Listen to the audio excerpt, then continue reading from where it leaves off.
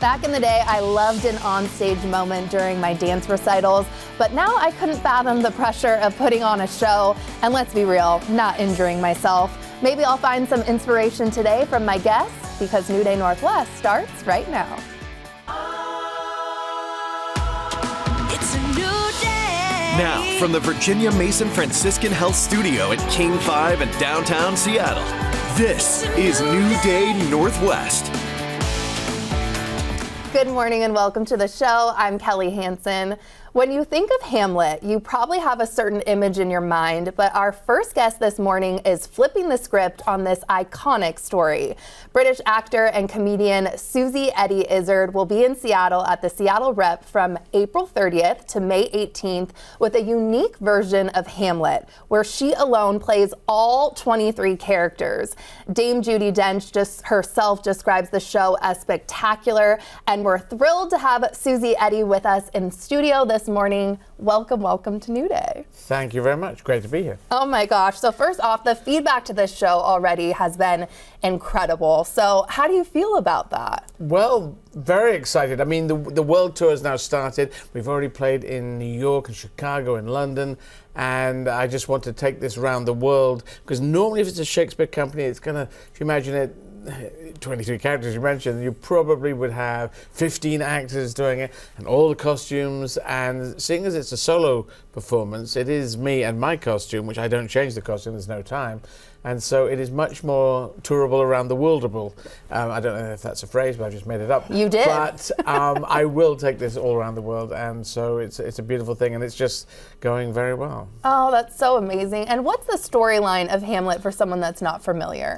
Hamlet is the story of a young prince whose father has just died, and then he realizes his father's been murdered by his uncle. And his dad turns up as a ghost and says, "Revenge me." And he says, "Yes, I will, Dad, but not for a bit." And so he takes 4 acts of the play not doing what he's procrastinating. He's the biggest procrastinator in the world, which we all are to a certain extent. So I think we can all link up with Hamlet on the procrastination line. But this is the tragedy of Shakespeare. Everyone, spoiler alert, everyone dies at the end, just about. And it's one of the great plays of William Shakespeare. And 425 years ago it first started, and now I am doing it myself. I know. And what inspired you to want to do a solo performance of Hamlet? Well, I would say a lot of people are now doing solo performances. They're happening on Broadway in London's West End. It's a much more common thing because you do get control. You can say, let's take it around the world, rather than, I need another 14 actors to come with me and we need to get all this together. It's much more controllable. And in a post-COVID world, things are downsizing. Hollywood's been downsizing. Much less productions than were happening than during COVID. So it gives you that great position, and it's a real test. I mean, playing Hamlet is a real test, but playing Hamlet and Ophelia and Polonius and Gertrude, it's just a real challenge. Yeah. And people say, well, Eddie, you like challenges, you run marathons, you do gigs in different languages, which I do, but it's just something I wanted to do. I've always wanted to be an actor since I was a young kid, and I've obviously done a lot of acting, but Shakespeare really intimidated me. Oh. But this is me pushing. I'm severely atypically dyslexic, but we've distilled the show into a show that's very grabbable. People are loving it. Judy, I do know Judy. She did come. Aww. I didn't ask her to come, and then she said it was spectacular. She texted me and I said, "Judy, can I use that as a quote?" She said, "Yes." So we have this amazing quote from Judy, and she knows her Shakespeare. Oh my gosh. And why did you feel right now then was the time to flip the script? Was it because you can take it on tour like you were saying, or is there more behind it? I don't think the timing is purely like it's 2025, now's the time to go. It's more like I'd done Great Expectations, a Charles Dickens famous novel. I turned that into a solo show, and then I thought, let's build Hamlet on top of that, because people were liking it, and I have this ability to switch from one character to another. And when people do solo shows, they quite often have screens and things and video backup, and they're talking to other people. This is just me. It's very pure. And Wow. I was 4 years a street performer in London's Covent Garden, and so this, if you think of the actors back in the days, they were kind of like street performers. They were performing outdoors. There were no lights. It was all in the open air, and so my training is kind of like those actors, so it's quite a pure version of Shakespeare they get. Shakespeare distilled. And how do you, like, I mean, if something goes wrong, it's all on you. So Yeah. how do you deal with that pressure? You just have to get yourself out of it. There's normally someone on the book, and if you lose a line, you would say line. This is a theatrical tradition, but I don't do that. I've refused to do that since 3 performances before the press night in New York, so I haven't asked for a line. If I do come off the line, sometimes one word will just, you just lose one word, but I will walk around it and get myself back on the tracks. So I'm sort of on a tightrope, but I prefer it that way. I'm living inside that show every performance. Oh my gosh. And Hamlet's monologues are some of the most famous passages in literature. How do you keep them feeling fresh and personal? And like you said, I mean, to memorize everything is just spectacular. You have the technique that I use, I'm not sure what other people use, is that every time you get to not only the soliloquies, but all the lines, all the dialogue in the play of Shakespeare or any play you've got to arrive at it as if it's the first time you've arrived at that place. So in a soliloquy, which is line after line after line, you need to find the thoughts as you go along. And also I try actively not to do it how I've done it before, because you can get into a rote and it becomes like a bit like a prayer where you say da da da da da da da, and you just can put out the lines and you're losing being inside the story or inside the thoughts.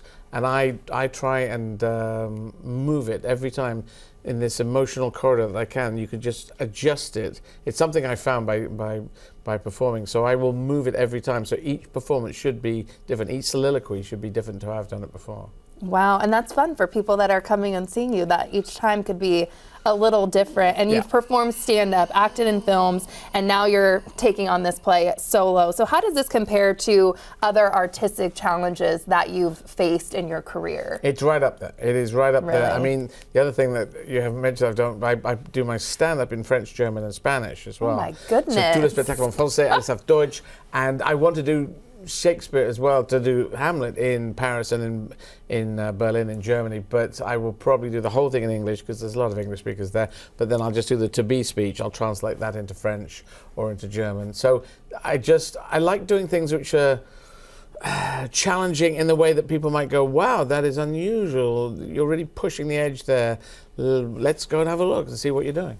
And have you been enjoying your time in Seattle so far, and do you have any favorite spots? Because you said you've been here before. Yes, I've been here 5, 6 times maybe. Well, you've got the summer weather coming. Are we almost at summer?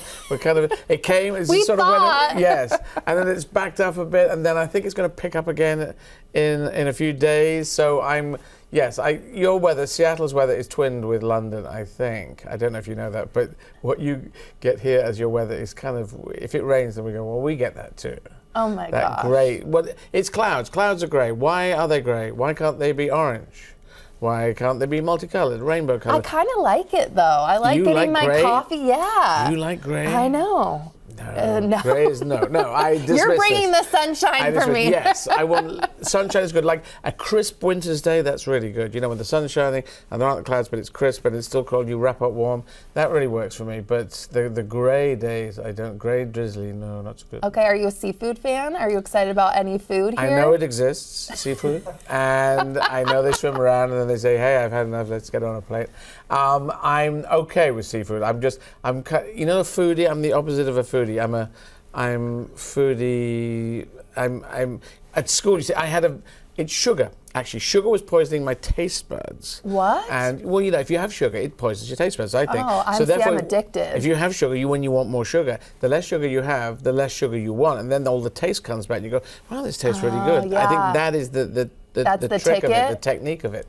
So I had too much sugar when I was a kid. I've always been scared of different foods. So seafood, yes, I do eat fish. I do like fish, but if they said, well, there's a bag of sugar there, do you want to eat that? Oh, yes, I'll eat. And so this is the problem. You are right after this is the my own fight heart. that I have, the chocolatey, sugary thing. So I need to dump all that. And I do find the less I eat of it, the less I want to.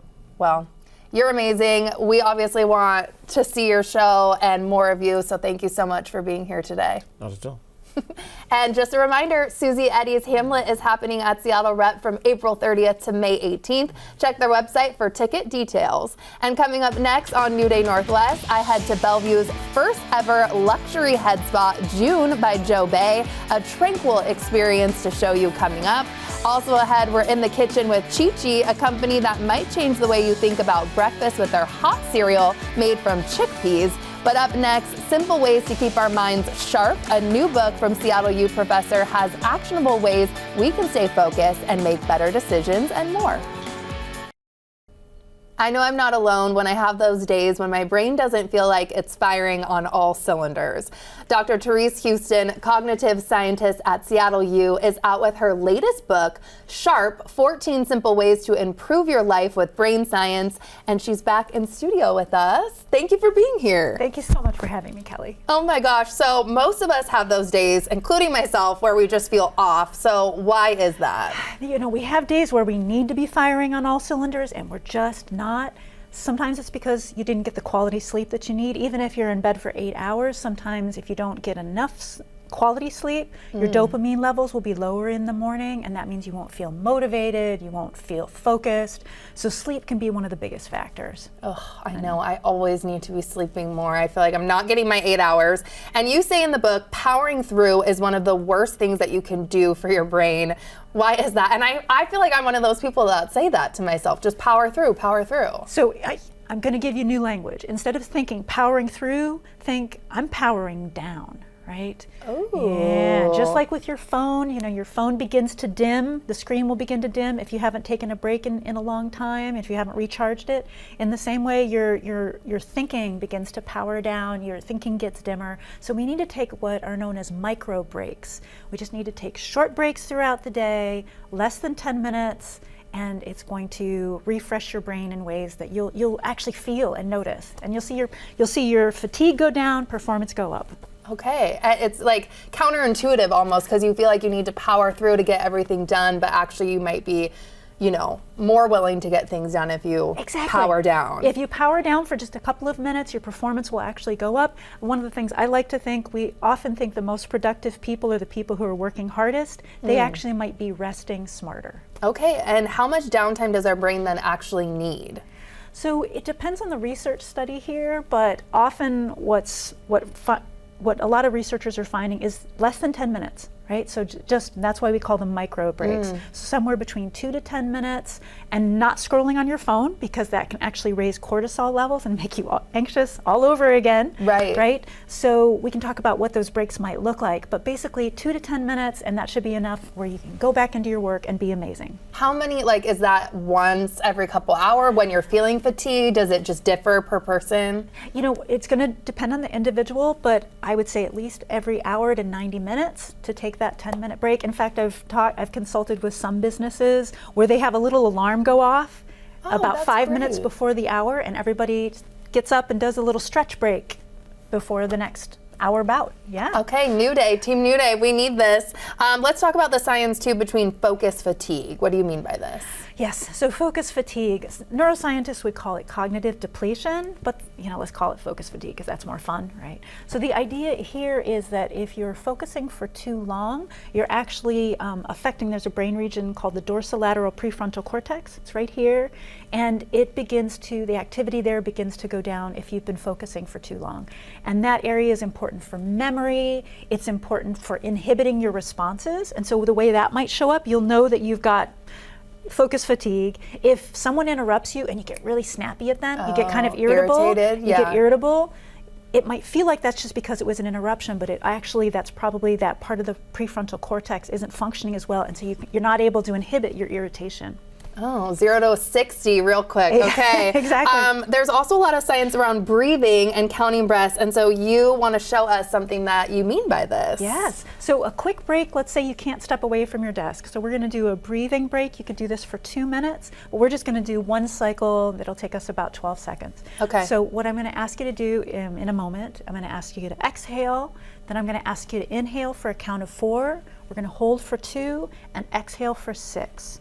And if you find it hard, the exhale sounds long. But it does. But the long, slow exhale is the key part. It sends a signal to your brain to relax. Okay. Okay, I'm gonna All try and relax. So try to relax. Okay. All right, great. So I want you to just exhale, and now we're gonna inhale 4, 2, 3, 4. Hold 2. Exhale 2, 3, 4, 5, 6. Okay. Now how do you feel? I feel like I need to do this more, and I need to meditate. It's so easy, and the important part, like if you find that 4, 2, 6 is too hard, start with 3, 2, 5. The important part is that the exhale be longer than the inhale. Oh. And that's what's sending the signal to your entire brain and nervous system, hey, everything's okay, we're not under threat.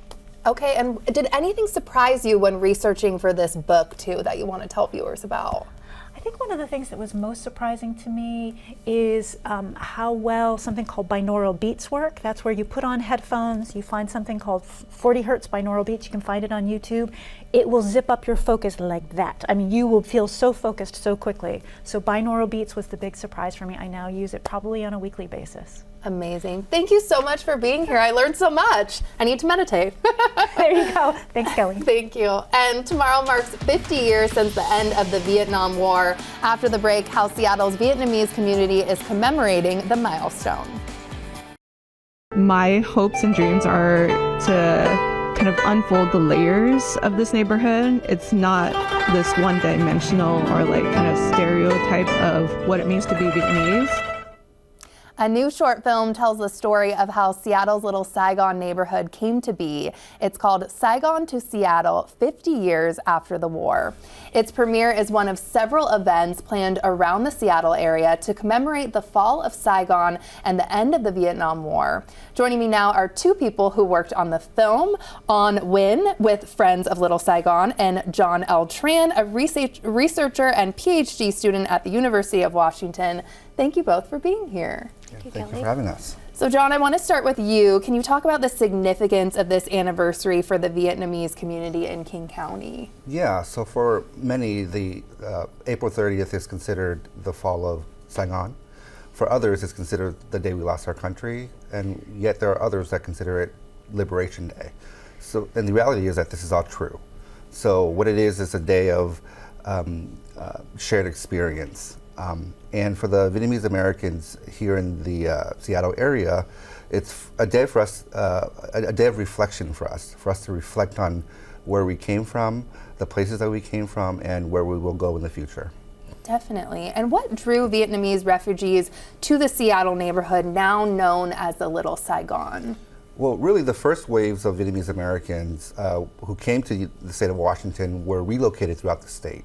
So over time, there was a migration to the economic center of the state, being Seattle, and subsequent waves would then reestablish themselves here in Seattle through sponsorships and other avenues. Yeah, and at the time in Yesler Terrace, there were also a huge population of Vietnamese and Southeast Asian refugees who settled there, which led to Little Saigon, with its proximity to Yesler Terrace, becoming the main commercial core for the Vietnamese community. Wow. And in working on this film and listening to all the stories, what themes emerged? Yeah, we saw that there were themes of, in the beginning, hardship through war, through assimilation and the forces of assimilation. And then that eventually progressed to a theme of perseverance. There was a real desire to thrive in this new home. And finally, we found that there was a lot of hope for the future of the community.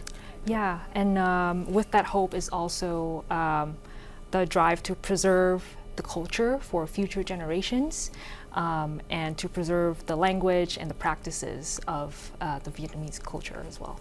Yeah. And why is it so important to document these stories and this history? So the stories and the experiences of Vietnamese refugees and South Vietnamese members of the refugee community here are not often shared in textbooks or in media related to the Vietnam War. So we feel like it's important for us to share those stories and to make sure that they don't just exist as oral histories that will fade over time. Also, a lot of Vietnamese refugees, through the pain of loss and trauma of being through the war, they often don't talk about their past. So many of their stories go untold, and a lot of second and third generation Vietnamese Americans don't know about the histories of their parents or grandparents. So we hope that through sharing these stories in our project, it will inspire folks to start new dialogues and to help them move through their journey of healing and understanding. Absolutely. And the film premieres on May 3rd, which is super exciting. So tell me about that and then the other events that you guys have planned that is coming up. Yeah. So obviously, this is just one of the many events that are happening in Seattle. And for Friends of Little Saigon, we're hoping to premiere our film on May 3rd at Hoa Mai Park, the first public green space in the Little Saigon neighborhood. And along with the film, we'll also be sharing a booklet that accompanies the film. It'll feature more of the research that John did. It'll tell you more about all of the different folks that we interviewed for the project. And outside the film and the booklet, we'll be showcasing some art. Right now on view, you can see an exhibit at the Little Saigon Creative, curated by Tan Tan, focusing on veterans who fought in the final battle of the Vietnam War. And we also have an exhibit on view at Yuan Ru Art Center in Bellevue, featuring art by local artists, 9 artists and 9 storytellers, making work about their experience and their families' experiences of the Vietnam War. Wow. Well, I'm so glad you both were here today. Thank you so much for sharing your story and your passion and the film with us. We really appreciate it. Yeah, thank you. And coming up next, question, what do cereal and chickpeas have in common? Up next, we're about to see how they can be one and the same with a new brand called ChiChi, so stay with us. It's a new day. Welcome back. I am always wanting to add to my wellness journey, so I was excited when a new East Side Head Spa reached out asking if I wanted to be one of the first ones to experience true luxury. I'm talking scalp care, tranquility, and relaxation in downtown Bellevue. Here's what I mean. It's Washington's first luxury head spa in the state. Insert June by Joe Bay in Bellevue. Hi, I'm Kelly. Welcome in. Thank you. In this area here, we have our styling section. We also will be doing our pre-scalp analysis where we can see the condition of your hair using a dermatoscope. Once that's done, you'll be coming into our spa room here. And in this room is where all the magic happens. So what's really nice about these chairs is that they are lying fully flat. During this service, we will have a mist cap, a waterfall, and depending on which service you get, either the Essential, the Signature, or the Luxe, we will have different options of service of hand treatments, the mist cap, but every single service will get the pre and post scalp analysis, a blowout, and the waterfall treatment. I cannot wait to fix what is on top of my head right now. A blowout, like I probably need a before and after montage. Thank you so much. And I'm gonna get my experience going here. Here we go. Are you sleeping on any linty pillows? I am. Ew. Yeah, it's just trapped in your scalp right now. It's just chilling there. This is so gross. I'm glad you're enjoying this. The amount of gunk that's in my hair and lint is embarrassing.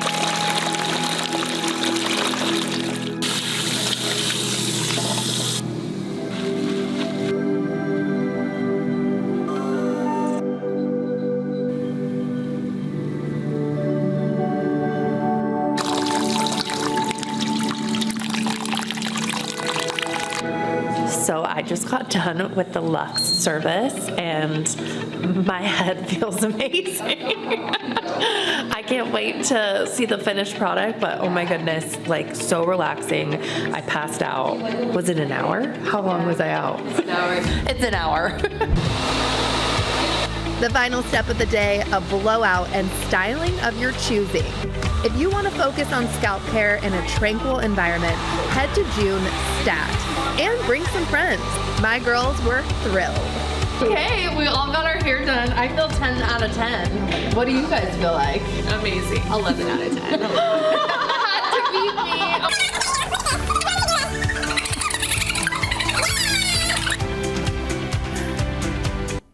So fun. And now to my next guest. And when she was in college, she didn't like her only breakfast options were packed with sugar and not a lot of nutrition. So in her dorm room, she decided to take matters into her own hands, and ChiChi was born. Here to show us her hot cereal made out of chickpeas is Chiara Munzi. Welcome to New Day. Thank you so much. I'm so excited to be here. Oh my gosh, we're so excited to have you. I am a big breakfast girly, so selfishly very excited this is happening. Tell me about ChiChi. Yeah, well, ChiChi is my breakfast company, and in my dorm room, I used to eat so much oatmeal, just like those regular instant oatmeal packets, but I would get hungry like an hour after eating it. Like, it wasn't that filling, there wasn't that much protein in it. Yeah. So one day I was just sitting there and I saw in my pantry a can of chickpeas like this, and I decided, what if I just replaced the oats with the chickpea, because there's way more protein and fiber. Oh my gosh. And then ChiChi was born? Yeah, this is how ChiChi got started. It was this epiphany, why don't I replace the oat with the chickpea for a healthier breakfast?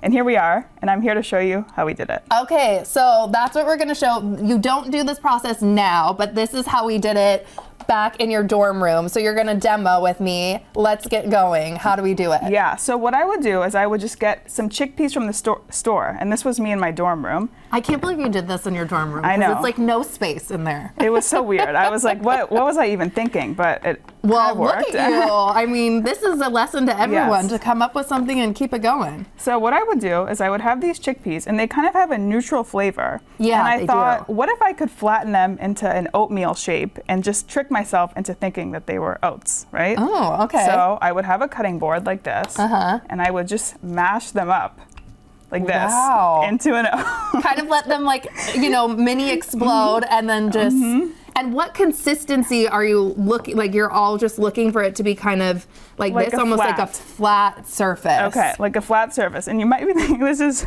so weird. And this is not what the product is now, and then after I would do this, I would actually sometimes put them in the oven to dry a little bit. Oh. But, when I was in a rush, I would have this chickpea, and it was like chickpea mush, but it's just plain chickpeas. But like you said, it's just kind of like a neutral flavor, and then you can add in different flavors, and it's healthier, not full of sugar. So now ChiChi looks like this, and you brought some flavor options. So what did you bring today? Yeah, so we figured out how to turn this chickpea flake into an actual delicious freeze-dried product in this bag. So we have regular oatmeal flavors. We have apple cinnamon. We have maple brown sugar, which is my favorite. Oh. We have a new dark chocolate flavor. And then we have original, which is actually our best-selling one, which is still the only ingredient in here is only chickpeas. It is so crazy nowadays to look at something and see one ingredient on there. That is crazy. Okay, yeah. Protein, fiber, all the things. I'm gonna taste test, but while I'm doing, which one do you recommend that I taste test? This I would one taste, here? yes, the maple brown sugar is definitely a classic. If you like those little, how those little packets of maple brown sugar oatmeal are super common? Yes. Those actually have like 13 grams of sugar in them, in that tiny thing, and like 2 grams of protein. So this has 10 grams of protein and a lot less sugar. Oh my gosh, And it's okay. chickpeas. I'm gonna dive in, and you can also put like fruit on it. You have bananas, berries, which is amazing for more fiber. So what has been the response so far from people that have taste tested and seen your product? It's been really good so far, I think. What do you think of it? Yeah. Mapley. Mapley, yeah. Does it taste like a chickpea? No. Yeah, so I would never know that it was chickpeas, to be honest. This is really good. Thank you. I'm glad. Yeah, so the response has been good. It's taken, like, the best way for us to, like, show people the product is to have them taste it. Otherwise, they're like, chickpeas for breakfast? That's so weird. Does it taste like a bean? And you really have to, like, try it to believe it. So we do so many, like, samples. We started at the farmer's market, just doing samples at the farmer's market, and definitely just do that a lot. Oh my gosh. Okay, so where can people find y'all too? I know online, right? But where all can we find you? Yeah, so we have a website, chickpeaoats.com, where you can find us. And we're also posting all the time on social media. Since it's me and my friend who started it in our dorm room, we just post a lot of behind the scenes online, and the response from that has been cool. We're still super small, so like we're always doing really scrappy, weird things. How has it been working with your friend? Because I imagine, like, you know, sometimes people talk about that working with family, friends can be a little, I don't know. Do you have any tips for people? How's it been? Putting you on the spot. I know. Izzy, if you're out there, I love you. And I do love her, and it actually has been amazing. We actually met in a business school class together, so we both had like a shared dream of starting a business, and we both are like super healthy. She runs, I like to do yoga, and so this was like the perfect business for us to start. Do you have any tips too for someone that's starting a new business? I mean, I'm sure now you're learning so much with this process, but do you have any tips? Yeah, I mean, I think my biggest tip is just do it. You're never gonna be ready to do it, and that there's never gonna be a time where you like know everything that's gonna happen. You just have to kind of start. And if you tasted the first version of our product 3 years ago, it tasted honestly pretty bad. Not bad, but like not amazing. But we had to put it out there and we had to get people to try it. And then we got a bunch of feedback and we iterated on this product like 10 times. So this is like version 10 of the new recipe, and we think it tastes like so much better now, and we're just excited to improve even more in the future. So you just gotta do it. I love that advice. I tell people that all the time, like start a YouTube channel, do something, just start it before you're ready. This was delicious. So version 10, I'm in. Thank you so much for being here. And after the break, we're chatting about the Red Hot Mariners and all the fun promotions that are on deck. So make sure you stay with us. The New Day Northwest Kitchen is brought to you by Safeway.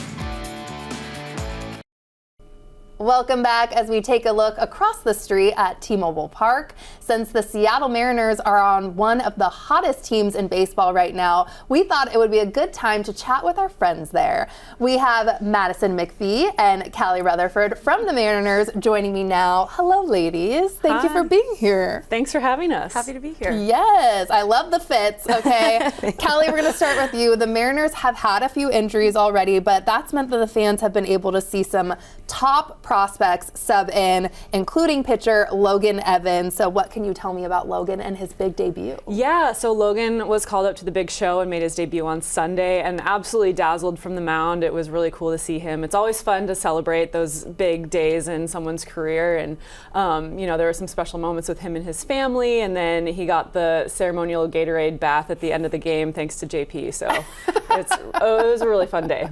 Oh my gosh, that's got to be just a dream for him. And we actually have some sound of what Logan had to say after Sunday's big win, so listen in. It was amazing. I felt it throughout the game too. Like I went out there multiple times and Julio was like left on base or whatever, and he was just like take off his helmet, like looked me in the eye, like let's go. And then after we had the big inning, JP and Julio both were just like, we got you. I'm like, just keep grinding out there, like keep doing it. I was like, this is awesome. Like I watch these guys on TV like all the time, and they're just supporting me, letting me do my thing.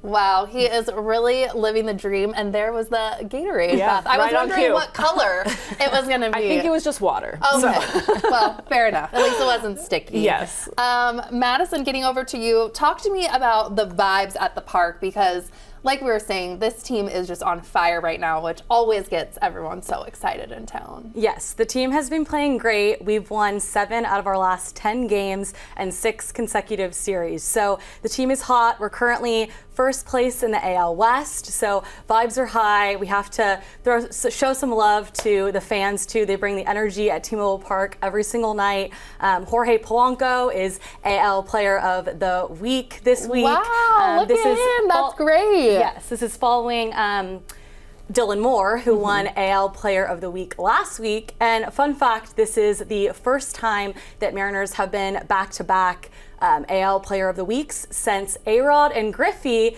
in 1998. So the That's team like is my era, throwback, the Yes. kid. Oh my gosh, that's such a cool fun fact. And what can you guys tell me too about some of the fun promotions that are coming up? Yeah, so today and tomorrow we're playing the Angels for the first time this season, and it's a value game today and tomorrow, so fans can get in for as low as $10 at mariners.com/value. So you really have no excuse. I love that you guys do that. Yes.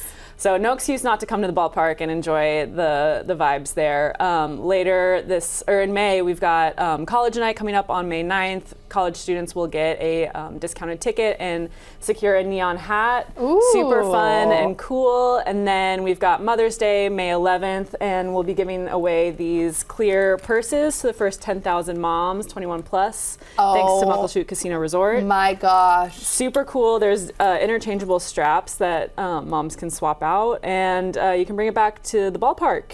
That is so cute. And you can bring that in, obviously, Yes. because it's clear. Yes, bring it back to the ballpark. I think all sporting venues will accept this bag. So really fun takeaway for moms. And then the next day on May 12th, we've got our Star Wars night, which is always a fan favorite. Wars. We'll have characters and costumes for photo ops, and fans can get this fun button-down shirt with the Rebel Alliance at mariners.com/Star Wars. That's the only place that you'll be able to get the ticket that will get you this giveaway. So make sure to check that out too. Oh my gosh, get there early. I feel like that's gonna go fast. Thank you. Oh my gosh. And Madison, talk to me a little more too of what's happening on Mother's Day. There's something called Mom Zone, right? What is this? Yes, super excited about the Mom Zone. We rolled it out for the first time last year, and it was a huge hit. So essentially, it's just a branded space up at our Trident Deck. Trident Deck is one of my favorite places at the ballpark, especially on a beautiful sunny day. Beautiful views of the Sound and the city, and obviously the ballpark.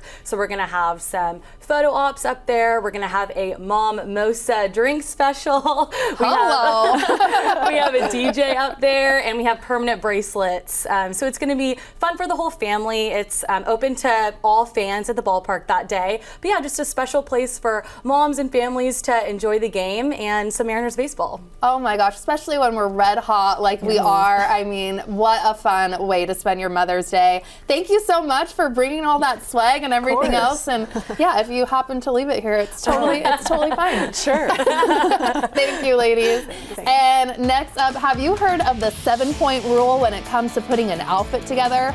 I hadn't either, so when we come back, Stylist Darcy Camden is going to spill the tea and add up the points, so stay with us. This portion of New Day Northwest is sponsored by Hyundai. It's a new day. Welcome back and listen up. Scan the QR code on your screen right now to nominate a deserving person in our community to win a brand new Hyundai Santa Fe. This is all part of the Hyundai Hometown Heroes, where King 5, along with your Western Washington Hyundai dealers, will give away an all-new Hyundai Santa Fe in just a few weeks. Here's Western Washington Hyundai dealer Matthew Phillips with another unique feature of the Santa Fe. Smart Sense technologies help make driving safer and less stressful. The Santa Fe has sensors built in to help you avoid collision, stay in your highway lane at a safe distance from the car ahead, help you see what's in your blind spot, and more. And of course, it's backed by a 10-year, 100,000-mile limited warranty. Now is the time to nominate a hometown hero you know to win this new car, and you have until May 11th. We'll narrow down all the nominations to a top 5 and then let you vote from there. Good luck to everyone.